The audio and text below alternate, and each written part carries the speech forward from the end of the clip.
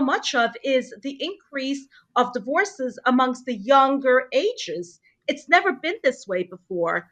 Part of it is because they were jumping into it. Their friends got married. They felt they have nobody to socialize with. They didn't want to be considered as though they're going to need what they would assume to be the leftovers, whatever terms they use. And there are young people jumping into marriage when they're not ready. They don't even know the person they're marrying well. They date for a couple of weeks or a few times, and they determine, okay, this is my bashert. I'm going to get married.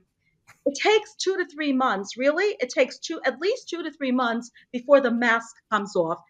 Anybody can talk the talk. You could say whatever you want to say. I once asked. This is crazy, but I once asked somebody who was known to have psychopathic tendencies Well, or sociopathic tendencies. This is a very interesting character, and I said to him, "How is it that you make such a good impression on people? Just tell me. Just tell me how you do it." He actually confessed that he practices speaking in front of the mirror. So anybody can do that. But when you date somebody for a longer period of time, you're going to see them in different circumstances. How do they interact with the family of the person they're dating, their friends? How do they interact with their own family members? What do they say about people? What happens if they get stuck in traffic? Are they going to call out and show road rage? You can only hide your true personality for X amount of time. The problem is that in certain communities, they get engaged so quickly that you just don't know. You just don't see these things. And once you're engaged, people will say, chalk it up to pre-wedding jitters. Everyone is nervous before yeah. they get married. Just go ahead and get married. And also the assumption is that marriage cures all. I don't know where this came from, but it is a belief. Oh, he's not well, she's not well, she has problems. You know what? They'll get married, it's going to go away. Really? Marriage is like a cold, it goes away? No. Whatever you see, you're going to see more of, good and bad. It's crazy Yeah. because I do know someone that unfortunately went through a really bad. She got married. I say this all the time. I'm very, very unforgiving with these reference calls. I feel like it's a hot. People don't know how to give reference calls. It's a hotbed for lashon hara. But unfortunately, she went through typical yeshiva system, whatever. She got married to. When I say a low life, the definition, his face is in the dictionary of low life. She realized right after they got married that she essentially had been duped. He was trying to. I don't want to give away too many details, but essentially he lied about everything. But yeah. essentially, to your point, if someone can fake something for a few weeks, a month, whatever, but over time you can't fake it. It's really hard to fake it for an extended period of time. So I'm a huge fan of dating for a little bit longer. Yeah, yeah. You know what? It's discouraged in the Orthodox world, and it's discouraged, amongst people who are Shomer Negia. And I get it. I understand. But there are just ways they should make it work, and not put themselves in a situation of yichud, so they can still observe, the obligation of being Shomer Negia, and so at least they have the opportunity to spend time to get to know one another, and see them in different circumstances. And by the way, speaking of which, I'm not a fan of picking a fight. Some people believe, I actually wrote an article about it. Somebody has written to me once about that. Starting a fight with a person to see how they react. That's also wrong. You don't set somebody up. That's Oh wrong. my goodness. Oh yeah. I once did an article about that. Somebody wrote to me.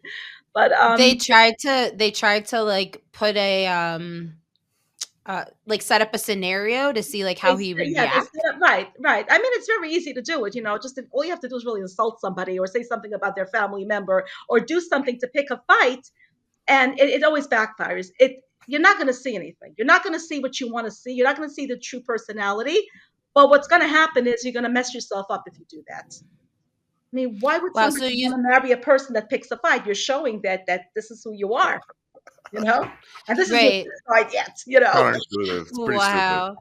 Yeah. So you say 2 months then is like a good Well, no, solid I mean, time. typically the mask will fall off after 2 to 3 months. Now it could happen that much more time is needed. But it shouldn't just be dating. It should be talking on the phone. It should be communicating on the phone. And I know this new trend that Rabbanim are saying don't talk on the phone between dates. Shulchan are saying it. I know Rabbanim are saying it. Everyone quotes everyone else, and no one really knows where the source comes from. Um, Right, exactly. don't Typical. talk Yeah. between dates. Don't talk before you go on a date. Where did this come from? It never existed. The more you need to talk, you need to get to know the person. My goodness, you're going to marry somebody, spend the rest of your life, build generations with that person, and you shouldn't talk to them much. Who came up with that? Yeah. I want to meet that person who came up with that. Yeah, I feel that the common sense cell in your brain has been lost from our dating pool. Totally. Yeah. I There is no actually did common sense hear anymore. my friends actually who are more and like more to the right, almost yeshivish, maybe a little more in the yeshivish crowd. They actually did tell me that. Um they said that like they were speaking to a Rav, and the Rav had said not to talk between between dates until they've like picked it up, until they're like really starting to go out. And I was like so confused. I was like, well, what happens if you don't see each other from like a Sunday to a Thursday? Right. Like you have to keep at least, if you're interested in each You have to, other, don't you yeah, want to at yeah. least You have to give them know momentum. about, Yeah. right? Yeah. Whatever. I personally was like, I don't get it, but it's not how I personally dated or believed in dating. But it's funny that you bring that up, because I feel like it's more of more newer. Or maybe I'm just hearing about it now, and I was like really confused. I was like, isn't it the opposite? Like, whatever. That's what they were saying. I don't know how new it is. I mean, I've been aware of this for a couple of years now, several years actually. So I don't know how new it is, and I'm hoping not too many people subscribe to it. Though I will say that in the more right wing, more yeshivish world, they are holding by that more. Maybe they'll send Right. a good Shabbos text, like one line, good Shabbos, have a wonderful Shabbos, or something like Right. that, or I hope your week went well, have a good Shabbos. If he's a little bit more savvy, the guy will write, I hope your week went well, have a good Shabbos. If that'll just write, have a good Shabbos. um, but how are you going to know the person? It's not just about momentum. You're just never going to know the person. Well, the fact of the matter is, you could date somebody for years and never know the person well. And we could take an example from the secular world where they live with each other, right? People live with each other under the same roof, and yet everything is wonderful. And when they get married, or they get engaged, they're right. He's my everything. She's my everything. They can't stop gushing about each other. All of a sudden, they're in the midst of a messy divorce. Yeah. But the fact remains that people don't really let their hair down, so to speak, until there's that legal piece of paper that declares them as husband and wife. So if people who live together and know everything about each other, they think they know everything about each other. If they can get divorced, who and they feel they really know everything, and they do to some extent, they do to a great extent, they do. How much more so a couple who barely talks to one another and they get married? Right. It's a mistake. You're just setting yourself Right. up for higher divorce rates, and yeah, I mean, that the divorce rate already is growing by leaps and bounds. yeah. Some divorces should not happen. There's some divorces, and I know for a fact because, Baruch Hashem, I have been zocha to make quite a number of shidduchim, bli ayin hara, but those are not the shidduchim that I'm really that proud of. I mean, I take that as something that Hashem put me as being his messenger, because he's the one who's mazavik zivogim.